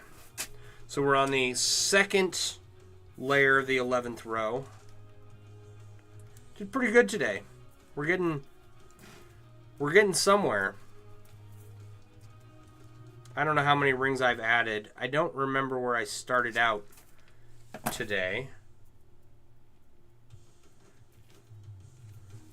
1, 2, 3. So since I finished this monstrosity and started working on this, right? It was at least 7 rows when I started. Right? We've added about 4 more rows. So that's pretty good progress.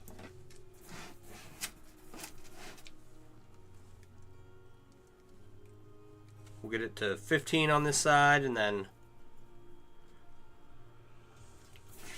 lay it flat like so and build up this way.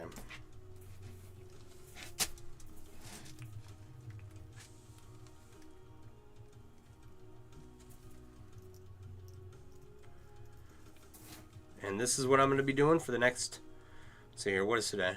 Today's the 21st. There's 31 days in September.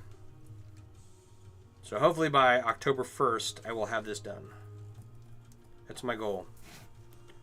It's one of those, just kind of, like it's a fairly large project, but it's also fairly simple and straightforward. So it's just a grind to weave all these rings together. It's not like this. This was a pain to weave all these rings together. And I was thinking too, okay. I had a galvanized pipe display that I was going to have support this. That did not work out, right? And then I had it kind of displayed in some images by a corner. Kind of like that. Right? And then I was thinking, what if I displayed it like this? Right?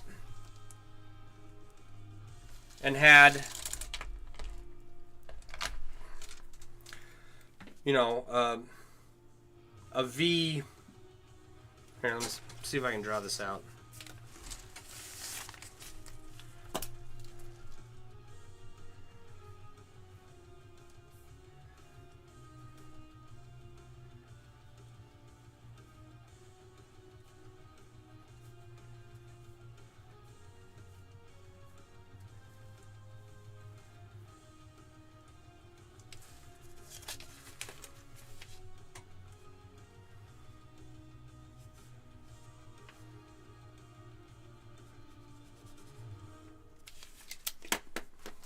There. What if that was the way it was displayed? Actually, see if we can draw this out some more.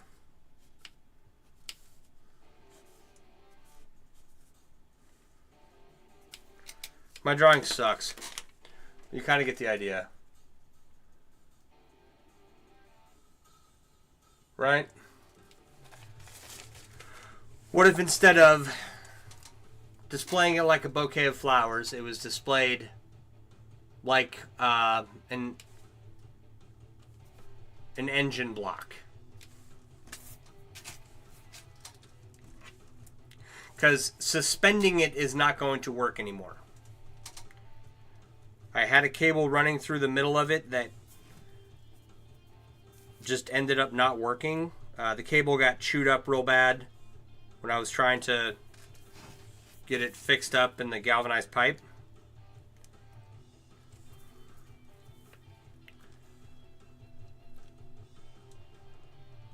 Thought about that too. I don't have enough room. What if I hung it from these 3 rings?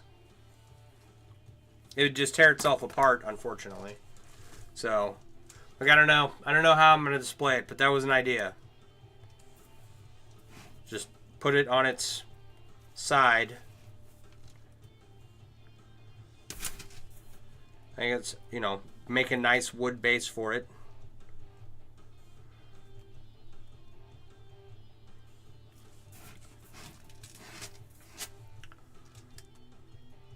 And I know exactly who to talk to do that. He's busy right now, but... And I'm poor, so I can't afford a base anyway. These are just the thoughts running through my head. It's like, how do you display a 30-pound metal cube? Right? Because I don't, like... Okay, cool. It can sit on your coffee table just like this and just be a centerpiece for you to talk to someone about. 2 things. I don't want the chainmail to touch a surface it can damage, right? So if you have like a nice display area, you know, even if you put like, what are they called? Not a dolly. Doily? Even if you put a doily down, right, this could still damage the wood underneath. So I want to put this onto something that separates it from whatever surface it's going to be placed on, right?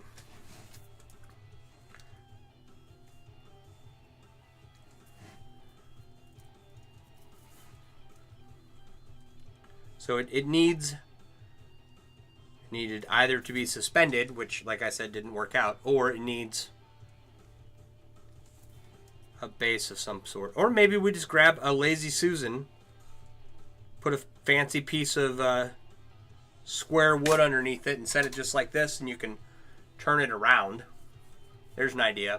Speaking of Lazy Susans, I was looking at the prices on large ones that hold up to like 110 pounds, and they're like $120. They're not bad, right? And you're like, why do you need a Lazy Susan that holds that much weight? Because this is 30 pounds. My little mirror Lazy Susan Turner thingy holds like 5. So, make a wooden base for it. Get professional photographs done. Put it, get a Lazy Susan to let it spin around and take video of it. Right? And this is like an electronic Lazy Susan kind of deal. I don't need that fancy a one just for me, but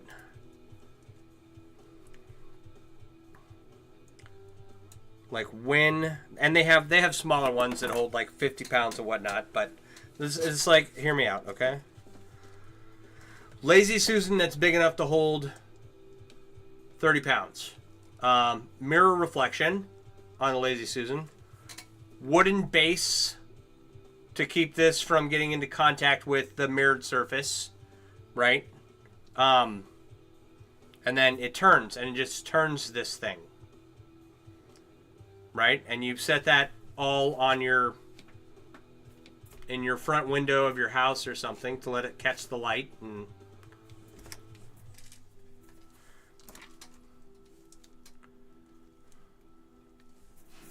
I don't know. Maybe it would look better bokeh'd that way.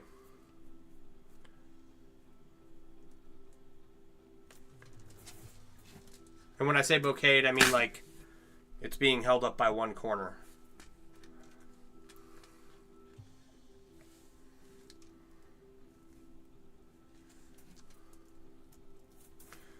Yeah. Now that I have that image in my head. Thanks for sharing the live. Appreciate you.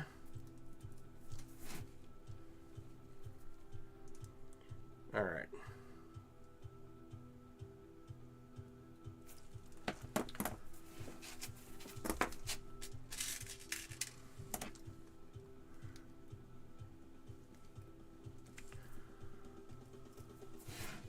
So, tomorrow, I'm going to be working on this most of the day.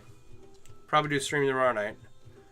Monday, I have to step away. I know I said I was going to have this done by October 1st. I have to step away from making chainmail. I got to clean up my little work area here. I'm going to get this computer out, and I got to do some computer work. I was mentioning this last night. Been looking for a new job. One that lets me drop my kid off and pick him up because I don't want him in before and after care. It's not the end of the world if he has to go to one of those. But I would prefer that he doesn't.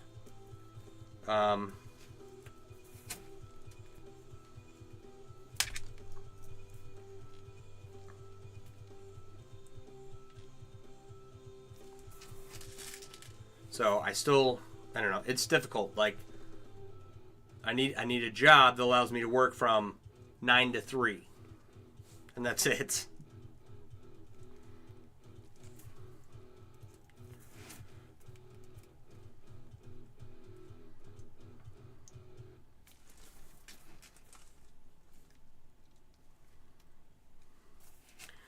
And then once I have, oh yeah, so Monday I'm going to be filling out applications and whatnot.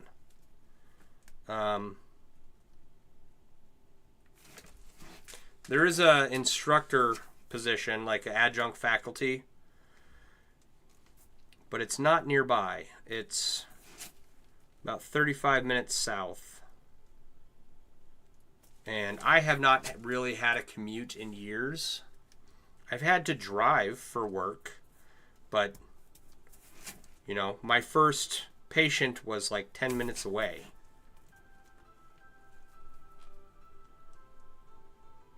And the farthest I would drive is like 45 minutes away, and I'd be done by 1 o'clock, and I'd drive home. None of this, I'm getting up at 6 o'clock in the morning to be at work by 7, you know, or I'm getting up at 5:30 to be at work by 7 because I have a 35, 40-minute commute. I haven't had that in years. So, like, it'd be nice to go and teach young nursing students, but I think that particular job is just out of my way. And then I haven't heard back from this other nursing instruction position.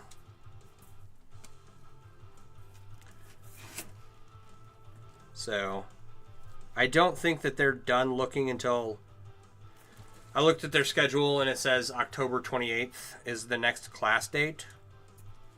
So I don't know if it's one of those jobs where they're always accepting applications, right? Just because adjunct faculty rotates a lot. Don, how you doing?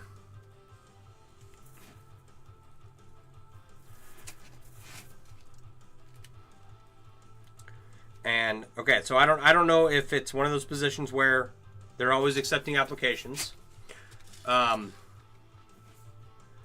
or if they're waiting until like October to start interviews or whatever. I don't know, but that kind of seems like it might be the closest thing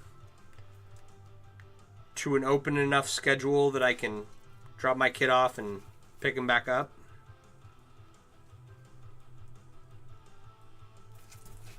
We'll find out. I'm doing all right. Sitting here, about to finish up here tonight. Working on a cube. It's more of a rectangle right now, but we'll get it to a cube shape eventually.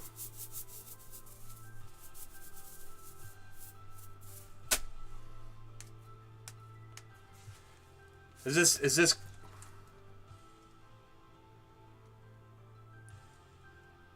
it Donald Cooley?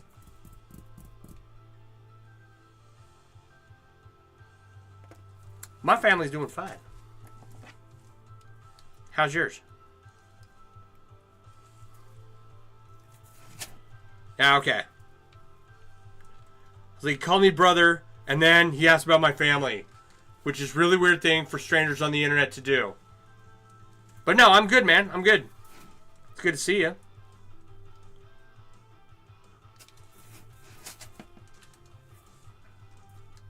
Just talking about how I've been a stay-at-home dad for the last 2 years, 2.5.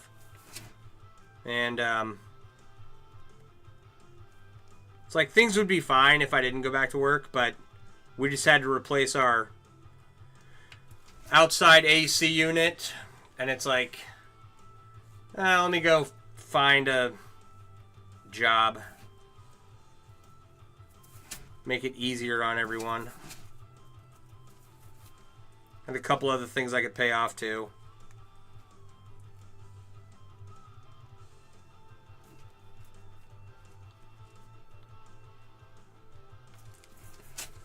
You retired from BAMC? Congratulations.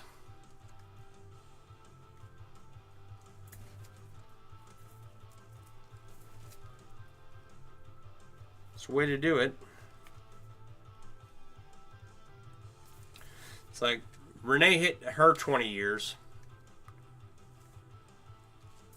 So she's looking for something to do until she can start collecting on her retirement.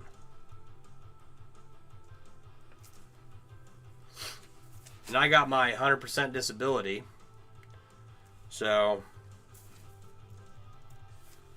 it's like, yeah, I can squeeze by, you know. But I'd rather pay off the new AC unit as quickly as possible. And then I got some stuff I got to get done around the house. It needs to be painted. I need my carpets replaced because the dogs destroyed one and the corgi ate the other carpet, and that's going to have to wait a little bit. Well, thank you.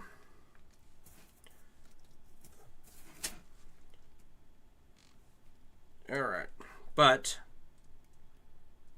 let me finish this row. Where are we at here? Oh, 10:01.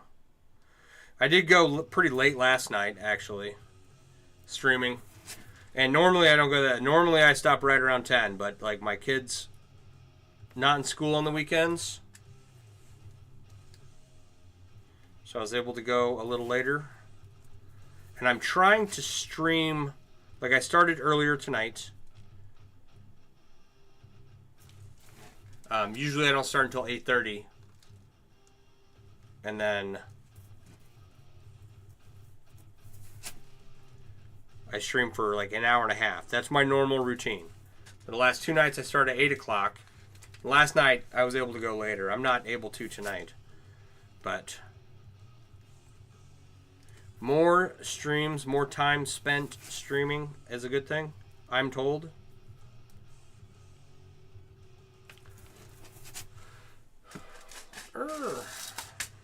There we go. So congratulations on your retirement, man. You deserve that too.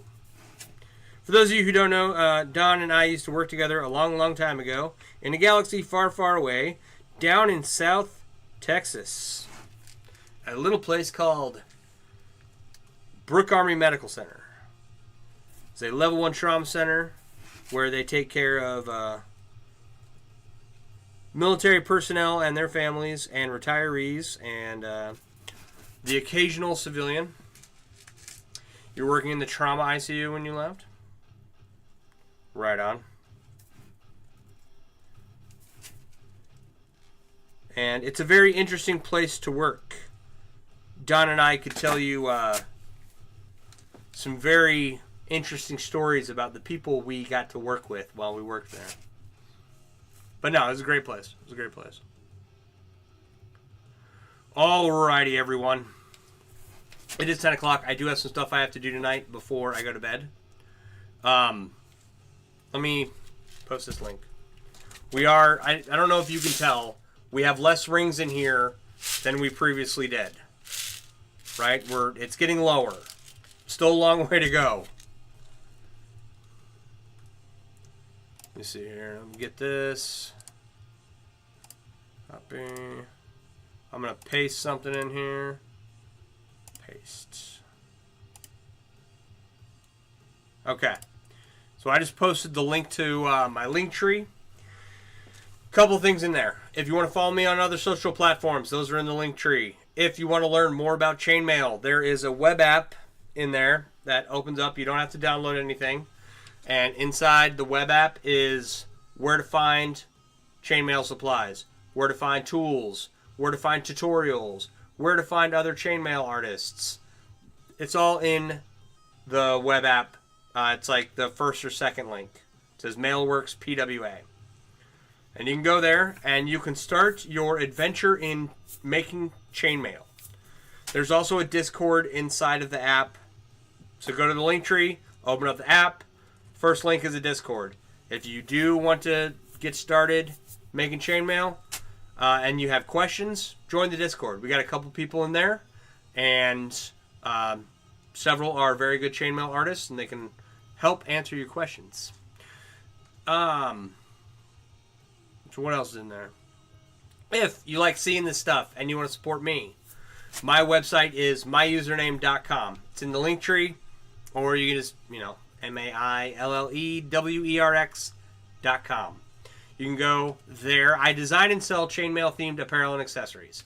These are print products like hoodies and leggings and coffee cups and all kinds of fun stuff. So go check out my website. I would greatly appreciate it. Everything that is on the website goes towards funding these projects here. And if you have a request of a custom item, you can DM me. If I have the supplies here at the house and I can do it and it's fairly, doesn't take me a long time to figure out or something, I'm, more than willing to do it. If I can't do it, I can usually point you in the direction of a chainmail artist who can. And, there's always learning how to make chainmail yourself. And honestly, making something that you really like, I don't know. I get a lot of joy out of making stuff with my hands. So with that, I'm going to get out of here. I want you all to have a wonderful evening. Thank you so much for hanging out. I do appreciate each and every one of you. You make it all worthwhile. And I should be back probably tomorrow night streaming. Normal times 8:30 to 10, and especially since it's a school night, I might be able to start earlier tomorrow night and throughout the week. We'll see what happens. But I am trying to do more stream time and more making chainmail time on camera, because the whole point of this, right? Like, it's not to sell hoodies and leggings, right? It's not even to make cool art so that I can take it to an art gallery somewhere. The original initial point, the first and foremost aspect of why I'm here is to show people that you can make chainmail at home, and you can make high quality chainmail items at home. And it's a couple of pliers and some rings and some gumption to work through a project. So that's like the, spreading the good word of chainmail, the holiest of armors, is the purpose. There we go. It's the purpose of why I do this. So, also, selling clothing and artwork is fun. I'm not going to lie. You all have a wonderful evening. I'm going to get out of here. Don, it was good to talk to you. You all have a good night. Bye.